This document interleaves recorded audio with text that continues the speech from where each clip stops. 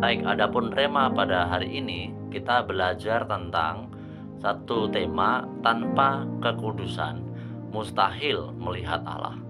Saudara yang dikasih Tuhan, berbagai macam cara dan usaha seseorang manusia pada umumnya untuk membuat posisinya seperti dikuduskan atau disucikan. Kenapa saya katakan demikian? Karena dengan berbagai cara ini ia berharap memperoleh kelayaan di hadapan Allah, layak menerima berkat dari Tuhan dan juga layak diselamatkan. Oke, baik saudara, sesungguhnya bagaimana kekudusan menurut pandangan Allah? Baik, ada dua hal yang mendasar sederhana hari ini saya mau sampaikan pada saudara bahwa yang pertama dikuduskan karena darah Kristus. Efesus pasal 2 ayat 13 menjelaskan demikian firman Tuhan. Tetapi sekarang di dalam Kristus Yesus kamu yang dahulu jauh sudah menjadi dekat oleh darah Kristus. Ayat 14. Karena dialah damai sejahtera kita yang telah mempersatukan kedua pihak dan yang telah merubuhkan tembok pemisah, yaitu perseteruan. 15. Sebab dengan matinya sebagai manusia ia telah membatalkan hukum Taurat dengan segala perintah dan ketentuannya untuk menciptakan keduanya menjadi satu manusia baru di dalam dirinya dan dengan itu mengadakan damai sejahtera. Oke, yang pertama di sini saudara adalah kekudusan merupakan jaminan untuk memperoleh hidup kekal. Dan pertama ini adalah dikuduskan karena darah Kristus, karena posisi orang itu percaya pada Yesus dan berserah pada Yesus. Jadi karena Yesuslah damai sejahtera dalam kehidupan kita itu mempersatukan kita dengan Allah. Kemudian ayat 15, dengan matinya sebagai manusia telah membatalkan hukum Taurat. Artinya dengan matinya Yesus di kayu salib dan bangkitnya dia dari antara orang mati adalah menjadikan satu posisi memiliki kekudusan sebagai manusia baru. Itu yang mendasar yang pertama. Jadi di dalam hidup kekudusan itu kita telah dikuduskan oleh Allah. Menarik bukan?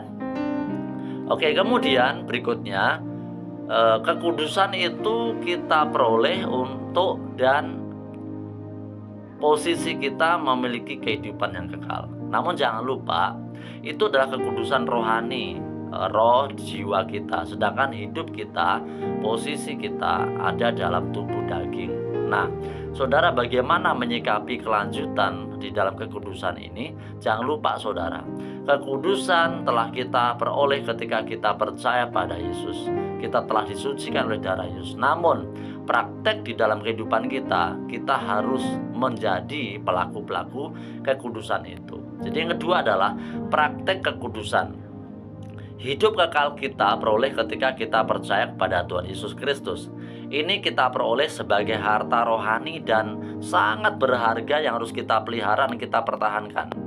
Oke, namun jangan lupa setelah kita memperoleh hidup kekal, kita memiliki praktek tanggung jawab untuk melakukan hidup kekal itu. Ya, dengan itu kita menjaga dan melakukan kehidupan di dalam kekudusan Allah. Karena kita telah diputuskan menjadi orang-orang yang hidup dalam kekudusan. Posisi kita sudah dalam kekudusan. Jadi kita harus melakukan praktek hidup kudus. Nah, bagaimana praktek kehidupan kudus? Menjaga tubuh jiwa roh kita jangan tercemar oleh dosa, jangan tercemar oleh kedagingan. Tapi yang jelas dalam praktek hidup kita adalah hidup damai. Ibrani pasal 12 ayat 14, berusahalah hidup damai dengan semua orang dan kejarlah kekudusan, sebab tanpa kekudusan tidak seorang pun akan melihat Tuhan. Saudara, praktek hidup kita adalah mengejar, menciptakan kedamaian itu. Kedamaian harus kita usahakan, kita peroleh dari pertolongan Tuhan. Hidup damai dengan semua saudara seiman. Jadi jangan saling menghakimi, jangan saling menuding, Tugas kita bukan menghakimi, tapi tugas kita menjaga kerukunan, menjaga kedamaian dan hidup kudus. Tidak saling mencemarkan, tidak saling menjelekkan. Jadi kita harus menjaga kekudusan itu dengan berusaha hidup damai.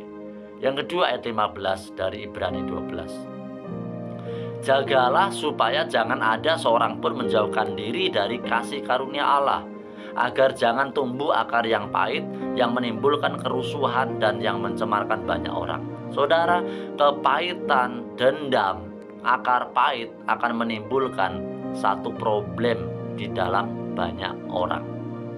Jadi firman Tuhan menegaskan dengan tegas, jagalah, jangan sampai ada seorang pun yang menjauhkan diri dari kasih karunia Allah.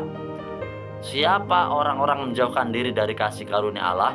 Orang-orang yang berusaha mengeraskan hatinya, pemikirannya, hidupnya untuk hidup di dalam perpecahan, untuk hidup dalam kepahitan. Itu adalah golongan orang-orang yang menjauhkan diri dari kasih karunia. Praktek hidup kita, orang-orang yang telah dikuduskan oleh Tuhan dalam mari kita hidup damai seorang dengan yang lain, mendekatkan diri kita pada kebenaran Allah, melembutkan hati kita, menyerahkan hidup kita terbuka untuk dibimbing oleh Roh Kudus supaya hati kita kudus. Baik saudara, demikian di dalam